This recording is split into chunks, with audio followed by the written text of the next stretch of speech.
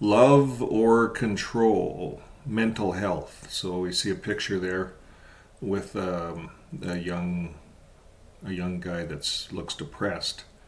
In the background, we see a watchtower and a kingdom hall and a warning sign. So that's what we have for you today. Welcome back. My name is Vern. I'm an ex-JW. I guess I should let a few of you guys know. I have had some comments. They weren't sure if I was or if I wasn't. I was for 30 years. I was probably more the parent on this subject that we're going to talk about. And here's the subject here: struggles of being a JW teenager or a young adult. And this is taken from Miss Usato's article here from Avoid JW. We're going to cover it. We're covering part 2, the struggles of teenagers and young adults in the Jehovah's Witness organization. Now, a while ago I put out part 1, the struggles of youth in the Jehovah's Witness organization. Now, these are all done by Miss Usato. Miss Usato, we want to thank you for your excellent journalism, your interviews that you put together here we're going to cover. And I'm going to put a link to her stories, Miss Usato, to this page here. This is Miss Usato's page. And these are all of her articles that she has written, and she has posted them on Avoid JW. So thanks again to Avoid JW, Miss Usato, for bringing this information to us. We're going to get right into it. The struggles of teenagers and young adults. Like I was saying, I'm more from the parent side of things. I was a parent. I came into the organization when I was about 18. I started studying. I got baptized. I was in my 20s. And I raised a family, 2 kids, 2 children, teenagers. So they would probably, this was an eye-opener for me because, some of these things I didn't really think about. I was the adult. I was the one saying, okay, everyone, it's time to get up and go out in service. Okay, everyone, let's get our studies. Let's do this. We all want to be part of Jehovah's paradise. You see, I was the parent puppeting. I was the parent puppeting what the governing body wanted us to puppet to our kids. So I was not raised as a Jehovah's Witness.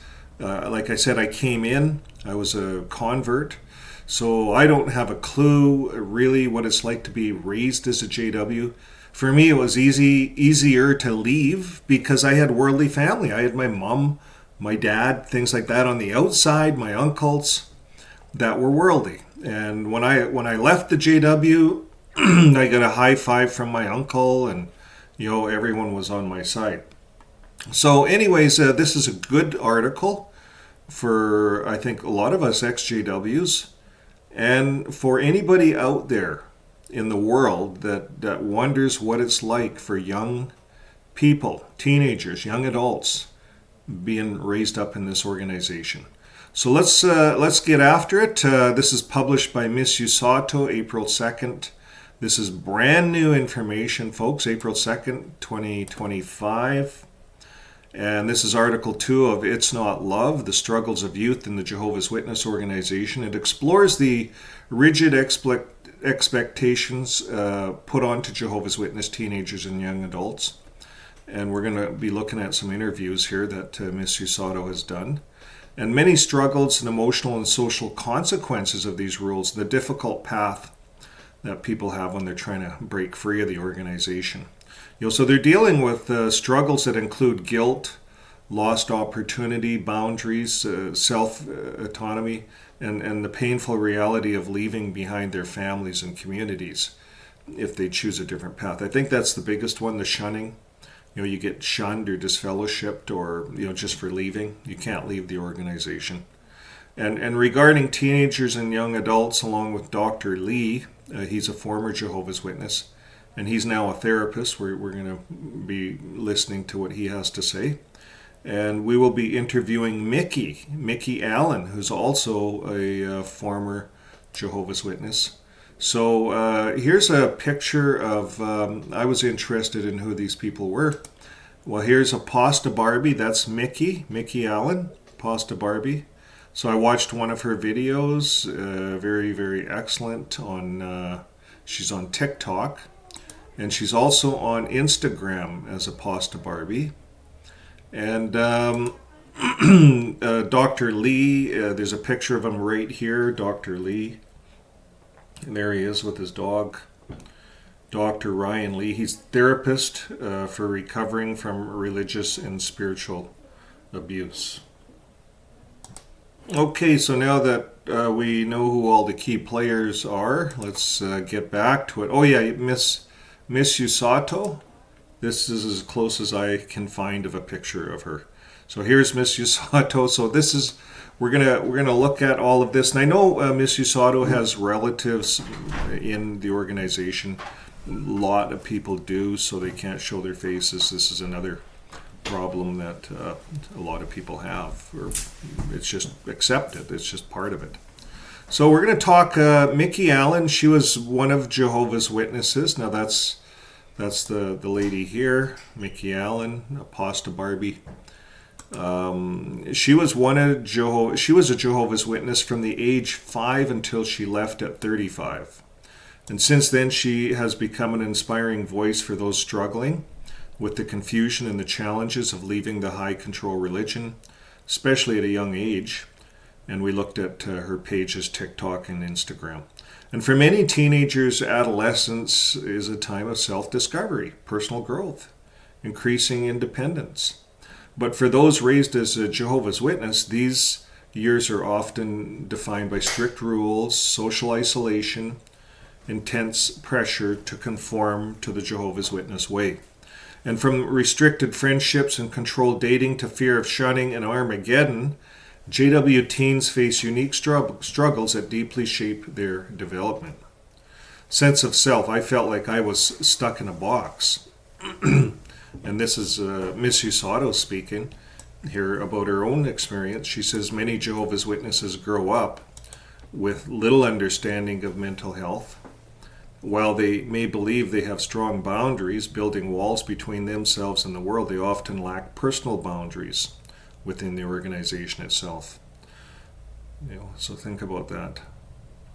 Building walls between themselves and the world, they lack personal boundaries within the organization themselves. So everything in the organization, people are taught, is safe, but everything in the world is dangerous. So in the organization, that's why there's a lot of issues, a lot of pedophile, a lot of problems, because there's no boundaries inside the organization. Everyone's one of Jehovah's sheep, one of Jehovah's people. They call each other brothers and sisters.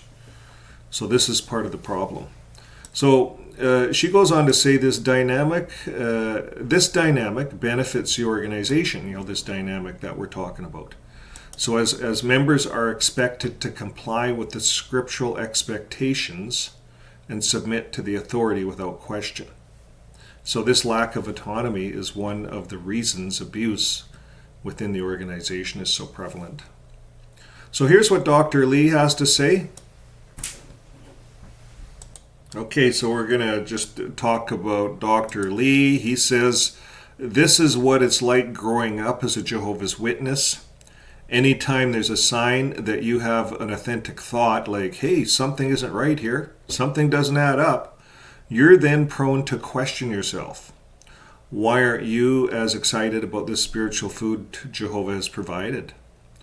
Instead of addressing these thoughts directly, we are taught maybe your thinking is inaccurate. Maybe something's wrong with you. And if you feel something's wrong with the Jehovah's Word, that's never addressed. So yes, if you have questions on the Bible or the organization, if you question the Watchtower, you're getting into dangerous ground. So here's Mickey's thought.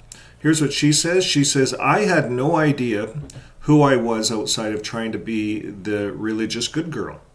Though my natural humor always seemed to slip out at times, I never got to pursue anything I wanted to do, like art, comedy, and writing.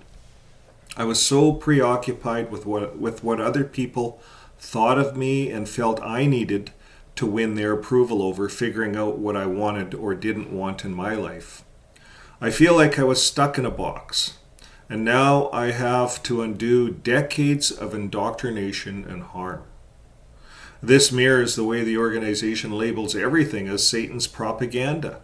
The natural mental checkpoints we should develop as teenagers, questioning, critical thinking, and self-discovery, are instead seen as potential avenues for Satan's influence. Fear is instilled from childhood and deepens during adolescence when emotions are already heightened and your identity is forming. So isn't that true? You see, that's something that I have no experience of. As you're growing up, these fears, what were these fears like as a child? That's why we run these articles. This is very excellent information. Thanks for your contribution, Mickey Allen. So let's talk about sexuality in the organization. Around 13, teenagers start to experience increased sensitivity to emotions and sexuality due to surging hormones like estrogen and testosterone.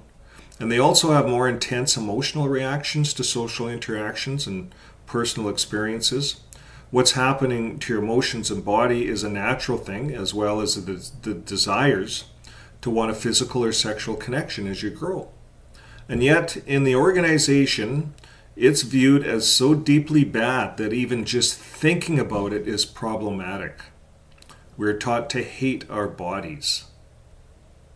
I never thought of it that way. Now here's what Mickey says.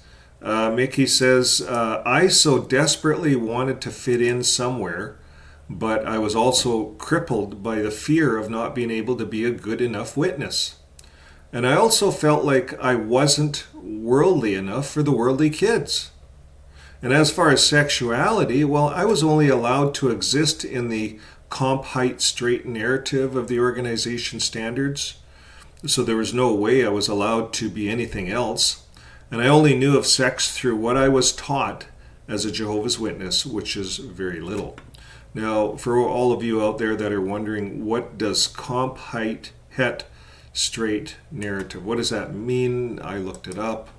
It is short for compulsory heterosexuality. Now, what does that mean? Well, heterosexuality refers to a sexuality orientation where individuals are attracted to people of the opposite sex, commonly referred to as straight. So in the organization, it's very straight. So that's just how it is.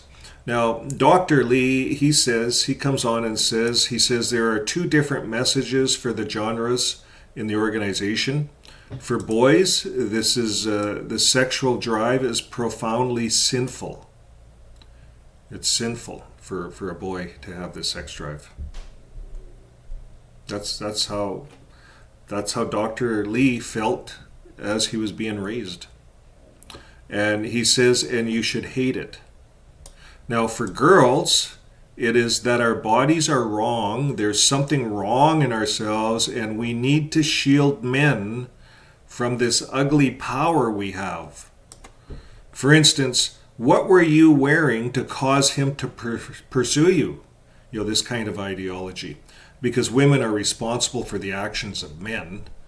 So it's not uncommon in this organization that when a woman is in a situation and she doesn't know how to get out of it, whatever happens is hushed or blamed on the woman.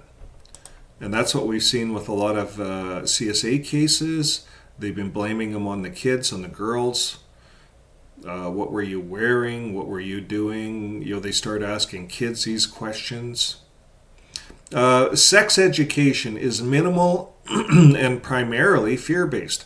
So if there's sex education at school, the parents, and I know I did this, well, probably my ex did this, but as a parent, we were unanimous in saying the kids don't have to go to sex education at school because we have the Young People's Ask book. So this is what happens. Our kids grew up and they didn't have any sex education. And this is so sex education is minimal and primarily fear-based, emphasizing guilt and punishment rather than healthy understanding. Isn't that true? Girls in particular are often blamed for attracting the male attention, and the girls are expected to dress modestly to avoid stumbling men. Can you believe that? Now, this environment can lead to deep shame, repression, and confusion about their own identities and their own bodies. Now, to explain what Dr. Lee and Mickey are referring to, here's a few examples from the Jehovah's Witness publications. For instance, Young People Ask, Volume 1, Chapter 1, I guess. How can I protect myself from sexual assault? This is what's in there. Girls, would you send a mixed message by wearing provocative clothing? Would you do that, girls? What's provocative clothing? Again, why is it the girls? Why isn't it the guys? Pluck out your eyeballs. I don't know. Here's another one. True, you may want to look attractive, but if your clothes send out signals that you're sexy, you have to consider who will be attracted. Now, Awake, February 8th, 1993. So the Awake says, the blame game. It is wise to avoid overly revealing clothing styles. Why make yourself an easy target? Here's one, The Awake, July 8th, 1988. How can I protect myself? Avoid situations where you might be alone with a man. Here it is, girls, dressed modestly, and avoid flirting to avoid sending the wrong signals to the man. It's your fault, girls. You're going to have to get with the program. You're in a male organization. The males rule, and that's what the Jehovah's Witness... that's really how it's teaching the kids, this organization. It's teaching the kids that it's a male organization. And the girls are going to be at fault most of the time, the women. So now we get on to this Abraham and his son, unconditional love. They like to flaunt this one, Jehovah's Witnesses. This is right out of the Bible story book. As Jehovah's Witness children, we read the story of Abraham and Isaac from my book of Bible stories, a mustard yellow book published by Jehovah's Witness organization. And while it may have seemed like just another bedtime story, it subtly trained us for deeper lessons in obedience, ones that would take full effect in our teenage years when we're still dependent on our parents, but beginning to form our own identities. And the story is framed to reinforce specific behaviors that benefit the high control group. So here's what this story is about. You got the high control group up here giving Moses Abraham this instruction to kill his son. And that's what we have in Jehovah's Witnesses. The high control group, the governing body, is giving the head of the house instructions how to kill your kids. So you get them to sign these little blood cards, these little blood transfusion cards, so that if there's ever an emergency on a highway and you're bleeding out, you need just to have some fluid in you, and that's what they have is blood transfusions. You can't take them. You have to die. You have to lose out in your whole life. So that's what this brings to my mind, the high control group telling me to kill my kids. And there's a lot of kids within the Jehovah's Witness religion that have committed self-suicide with the aid of their parents. Now, here's what Miss Usato brought out in this article. Absolute obedience. Abraham obeys without hesitation, about to kill his son, teaching the following commands, even extreme ones, is a virtue. So it's a virtue to kill your kids. And in the JW culture, this reinforces the expectation to obey authority figures without question. So blind faith over reasoning. Abraham doesn't challenge God's request, implying that true faith means silencing doubts. And this parallels how JWs are taught to trust the governing body's direction, even if it contradicts personal logic or morals. And this is so true. And testing loyalty, the idea that God tests faith through hardships, encourages members to endure emotional suffering as proof of devotion. A lot of these guys might go to jail in Russia, guys and girls, women. So this can normalize enduring strict rules, shunning, or even abuse. Testing loyalty. And authority knowing best. The last minute intervention suggests that the leaders always have a plan, reinforcing the idea that even extreme requests should be trusted as part of the greater purpose. And they use that today. They use that, JWs use that in their talks, that you trust the higher God, trust the authority, trust them because God is working directly through them, even though they're not inspired and they don't have all the answers and they do make mistakes. And these are things that they admit. Now, suppressing personal morality, Abraham is willing to sacrifice his son despite his instincts, and this teaches that personal values should be set aside in favor of the group's interpretation of God's will. Like I outlaid at the beginning about blood transfusions, that's God's will. To take medical treatments is a no-no if it's going to save your life and contains blood. Now, suffering as a path to reward, Abraham is praised for his willingness to, we're on this one here, Abraham is praised for his willingness to suffer, conditioning members to see pain, hardships, or even mistreatment as a test of faith rather than a reason to question authority. So if the elders are doing this or that in the congregation, or they're not doing this or that, why would you even question their authority? You would endure mistreatment rather than question the elders' authority, perhaps. So this is how these stories condition people, and they use these stories all the way through their talks, their sermons. The governing body members get up there on their annual meetings, and they love using stuff like this. This is one of their favorite stories that they recite over and over again. So a child grows up with the story of a father who almost kills his son, shaping a mindset where obedience is equated with faith, making it easier for a controlling group to demand compliance, even when it conflicts with personal reasoning or well-being, like staying alive. Now, Dr. Lee, Mickey, and I, Miss Usato, have grown up with this and many other stories that have shaped how we think, and I know we're not alone. So perhaps you guys out there in the audience, you've been shaped by these stories. Let us know in the comments. We go on to talk here the expectations of absolute obedience as a Jehovah's Witness.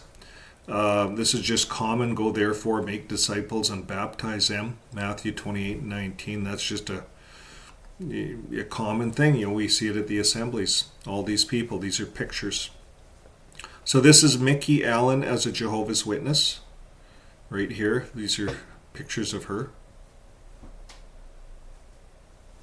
Now, how can you describe what the organization does to keep younger ones in line? Dr. Lee here, this is what he says. He says, so there are so many, honestly. Here's how to make someone miserable. Cut them off from the people who do not share the same beliefs. Consume all of their time with meaningless activities, such as pioneering, studying, always striving to have a better role in the organization to please Jehovah. So they constantly wear masks and they can never express their feelings. That is a recipe for severe anxiety and depression. You can't stay ignorant of why you are really unhappy. And where a typical teenager can eventually realize what is causing this confusion or unhappiness in their lives, a Jehovah's Witness typically cannot. They can't comprehend it because they were trained not to listen to their hearts or their minds.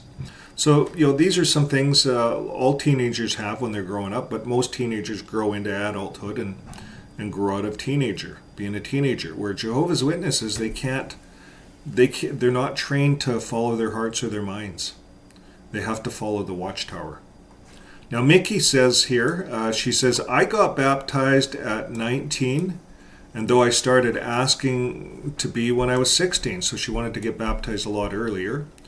But she says she was rejected twice because she didn't answer enough at the meetings.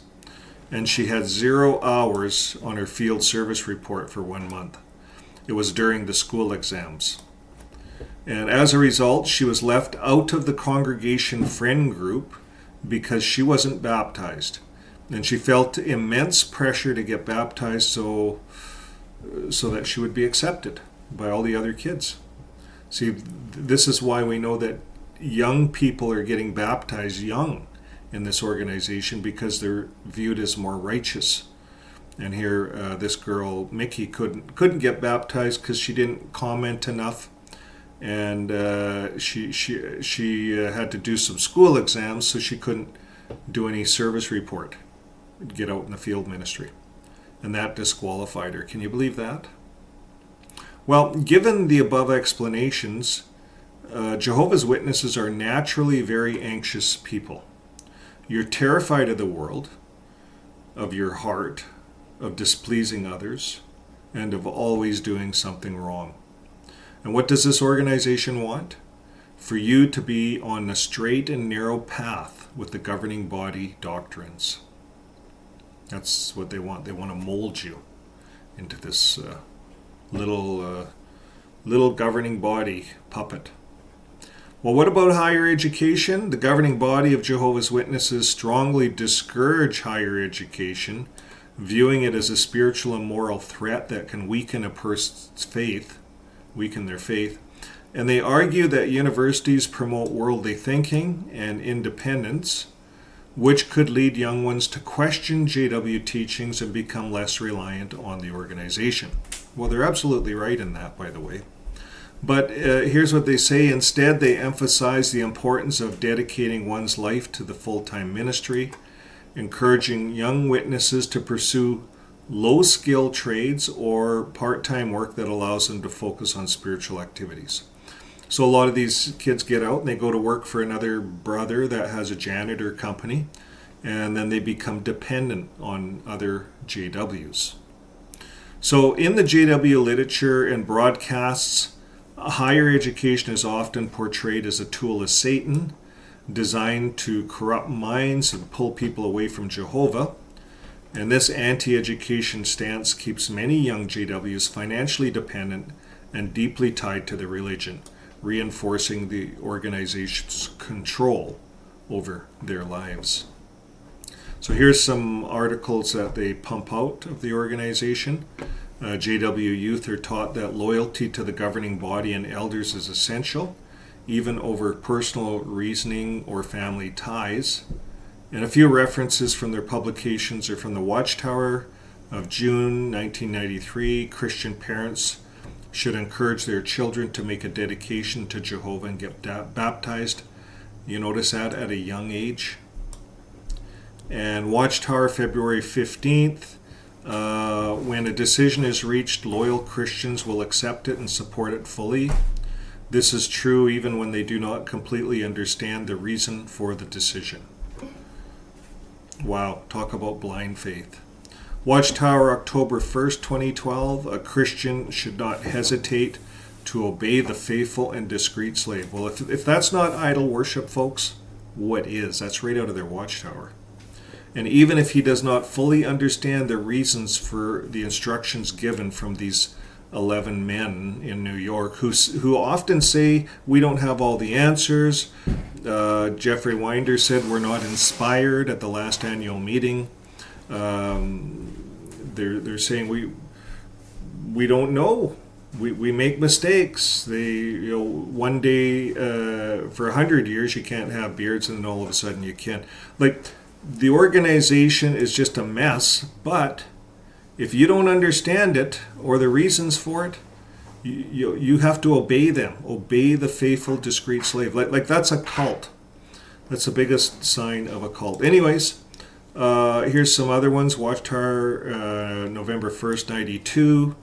Many who have pursued higher education have had their minds molded by human thinking rather than by God's thinking.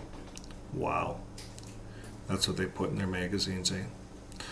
Watchtower, February 15th, 2011. Would it be wise to develop a close friendship with someone who does not share your faith? The Bible's answer is clear.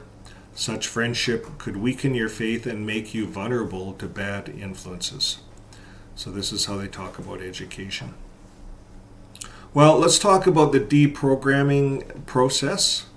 So here we have a picture of someone going to school, someone leaving, the deprogramming. Phase 1, confronting the belief system. Well, Dr. Lee says the first stage of leaving isn't always a conscious decision to break free. It often starts with deep feelings of guilt and unworthiness. Many, especially those who are LGBTQ+, they don't leave because they recognize the organization as harmful. Instead, they leave believing they are a problem, that they are inherently sinful and unworthy of Jehovah's Witnesses. And they carry this shame into their new lives, still holding on to the belief system that made them feel wrong in the first place. And the real turning point comes when they begin to question the teachings themselves. And it's essential to understand that the organization is a cult and that its doctrines are built on control, not truth. And without this realization, deprogramming becomes much more complicated. And true healing starts when they can think for themselves, accept that their feelings and identity are not something to be ashamed of. And that's what I found for myself. It started when I was able to admit that I was in a cult for 30 years. That was a turning point in my rehabilitation. And that's what Dr. Lee is saying here. We have to just come to grips with this. So Mickey here says, I left the organization at 35, having never been married. I was faced with dating while a virgin in my 30s. It was very intimidating and overwhelming. I also felt like an alien in the world and had to build friendships from scratch, which took time since I had no outside friends by the time I left. And that's the way it is. It's really hard, especially if you're raised in it and all your family, everybody's in it. They're all disfellowshipping you. Now, phase 2 is rediscovering the authentic self. After letting go of the organization's control, the next challenge is figure out who I am. Many former witnesses realize that they have spent their entire lives suppressing their true selves in order to conform. And their choices, their interests, and even their personalities were shaped by the religion's expectations. Like, what are you going to do with your life? Are you going to pioneer? This is always the pressure that's put on everyone. Now, without the organization dictating their every move, they're left wondering, what do I actually like? What are my real beliefs? What parts of me were molded by Jehovah's Witnesses, and what is truly me? Some people are coming out and saying, I don't really believe in the Bible anymore. It's just a book of stories that were put together. And although that may offend others that come out, you have two people coming out and they both have different beliefs. But that's okay. Everyone's allowed to have their own beliefs. It's just in the JW organization, you're conformed to their beliefs. So it's difficult. These are all the questions that people have to go through. So it can feel very overwhelming, but the authentic self is still there, just it's buried under years of indoctrination.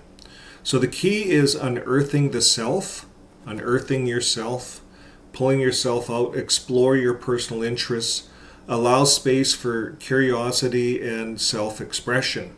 And without this step, it's difficult to move forward in life because you can't choose a path if you don't know who you truly are. You have to get to know yourself, and that takes a bit of time. I know for me it took a lot of years. I left in 2012 and I didn't really start exploring this stuff until about 2018, 2019. Now, phase 3, rebuilding and creating a new life. For most people, leaving the organization isn't just about rejecting its teachings. It's about rebuilding an entire life from scratch. So this may involve starting a career, building one for the first time, learning how to take care of yourself emotionally and financially, and developing a new community of friends and support. Exploring spirituality on your own terms if you choose to. Not everyone chooses to. And one of the biggest challenges is undoing the people-pleasing mentality. Even online in the XJW community, we we do not want to just be people pleasers. We want to speak our mind. If we have questions, just say it. We're no longer in there. So that's one of the biggest challenges that Jehovah's Witnesses, they instill it.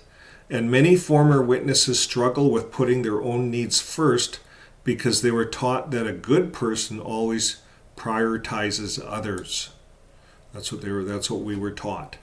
Now, but self-care really means recognizing that you matter too, and that it's okay to want things, to make decisions for yourself, and to ensure your well-being before constantly giving to others. So Mickey says, here she says, I had to start figuring out how to set boundaries and enforce them for my benefit and those in my life. And I've been very lucky with making some amazing friendships, a great first time. And I relocated to the UK away from New Zealand where I was a Jehovah's Witness. So I do know of others that have done that. They've moved from countries just to get away from all the JWs that knew them. So healing from a high control group is a journey, but every phase brings you closer to freedom, self-acceptance, and a life you were meant to live. So thanks for that, Mickey. So you're out, now what? Well, here's what Mickey says. She says, I left at 35 and have never been married. I was faced with dating while a virgin in my 30s. And it was very intimidating, overwhelming. I also felt like an alien, had to build friendship from scratch, which took time since I had no outside friends by the time I left. But I made them. I got through it, and now I feel so much more free. I trust myself now that I'm out of the organization. I'm still learning, but life is so much better away from the stifling, controlling, toxic environment. And being shunned from the organization didn't just change how Jehovah's Witnesses saw me, it changed how I saw myself. Losing the only community I ever had known was disorienting, especially when my worth seemed tied to my obedience and to their rules. And leaving as a teenager or a young adult is not just a difficult choice, it's a leap into the unknown where the security you once relied on suddenly vanishes. And at first it may feel like stepping away from a crutch, but in reality the organization was never genuine support. It was never genuine support. It was a system that kept me dependent. Isn't that the truth? Instead of leaning on a institution that demands conformity, I needed real tools, therapy, education, and a genuine relationships to heal and rebuild on my own terms. And though the transition can be painful, especially with the loss of community and family, it opens the door to self-discovery, critical thinking, and relationships built on choice rather than obligation. So what is your definition of love now? The question is asked to Mickey, compared to what you thought it was as a witness. So Mickey says, I would say love is something we all deserve, and it should make us feel at peace inside. It's not conditional. So that's it, folks. Love is not conditional. Love is not conditional. I'm going to go to this thumbnail here, love or control. You see in the Jehovah's Witness religion, love is conditional. It's part of the control mechanism. It's easy to see that when you get out. So we want to say a big thank you to Mickey, to Ryan, and to Miss Usato for putting this information out to us. Very eye-opening, especially if we were not raised in the religion. I wasn't raised in the religion as a youth or as a teenager. I was a young adult when I started studying, and a whole different set of eyes, a whole different experience. When you're raised in it, that's a whole different experience as well. So thanks for getting that out to us. And if you have a story that you'd like us to tell or get out to the world, email it to us at mail@xjw.tv. Well, thanks again, folks. And remember, Keep living your life with love. It always works. We'll see you on the next video. Bye for now.